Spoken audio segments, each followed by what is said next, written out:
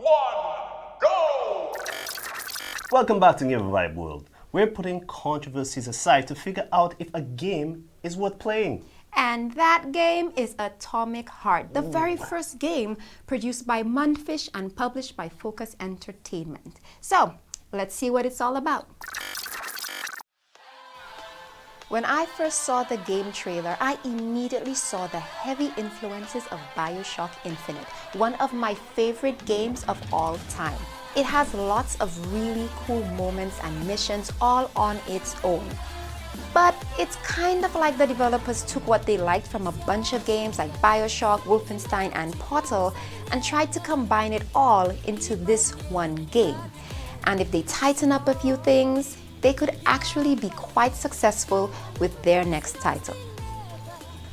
Atomic Hearts is set in an alternate history where Russia, circa the 1950s, has developed robots that are controlled by a hive mind network called Collective 1.0. These robots, of course, control everything for humans and usher Russia into an age of plenty and prosperity. The game begins just as they're about to roll out Collective 2.0, which will allow humans to access the hive mind and control robots through a chip implanted into their brain. Because sure, what could go wrong? Enter Sergey, who goes by his operative name Agent P3 during the game. You take over his eyes and arms as you seek to reverse the obvious robot uprising that nobody saw coming. And by the way, Agent P3 has amnesia, because I guess tropes? With you is Charles, your talking glove, who grants you supernatural abilities. If you've played BioShock, then Charles works the same way. Instead of shooting the plasmids into your own hand, they are imbibed by Charles and his little squid tentacles. And off the two of you go to save the world. And boy, what a world. This is always my favorite parts of alternate history games.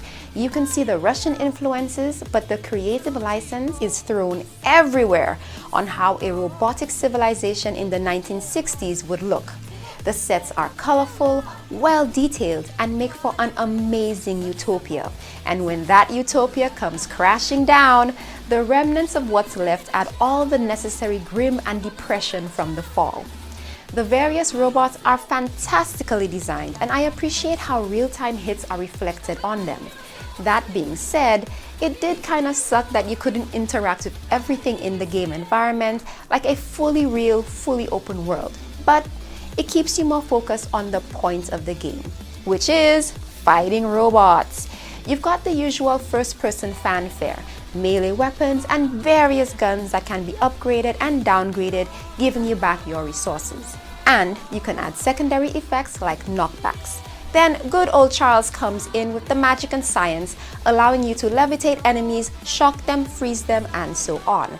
While Charles might not shut up sometimes, his best feature is his ability to suck resources out of a room with a single button press. No need to go through drawers one at a time, just point Charles into a room or a floor full of bots and he'll do the rest. Atomic Hearts has a lot going for it, but there are a few downers. For one, too many fetch quests. In this age of tech, why do I need 4 canisters to open a door? While the game has a great diversity of enemy robots, you've kind of seen them all before. And though the powers and weapons were great, if you've played BioShock, nothing came as a big surprise, except maybe how little damage they seem to do. Worse yet is Agent P3, who seems like what the Russians think Americans are, foul-mouthed, gunslinging douches who think they're funny. Since I like cringe humor, I found his stupid one-liners funny, but I can understand why people hate him. I've been needing a new BioShock game in my life, and Atomic Hearts had enough of what I liked, plus some of its own nuances with story and design to entertain me. Sure, it doesn't take many unique twists and turns, but it does have over 20 hours of gameplay and a really fantastic soundtrack. So at least it gets enough right to be worth your time and money. The game had a lot of good overshadowing the bad, But the character of Agent P3 was a huge missed opportunity on the part of the developers, because if you love the main character, it kind of makes you want more of the game. Very similar to Booker DeWitt in the Bioshock Infinite, or even Joel from The Last of Us, because this guy got a whole movie. So developers, you gotta start thinking about that. Make these guys worth it for us. I mean, it was their first shot. Mundfish, great work though, great work. That was a great first attempt, and let me tell you, the premise of the game is awesome. This is outstanding, and I really love it. The graphics look freaking insane. I was about to drop an expletive.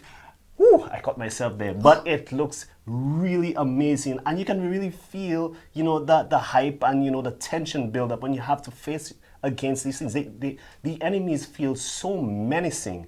And that's exactly what you need. You don't need a game where you just walk up and shoot around and it feels like, you know, just a walk in the park. You need to feel that there is tension, that it is menacing, that this is a challenge. And definitely that's what I believe that we were served up right there. Not only that, but, you know, it feels quite adult. And I love those twin robots to death.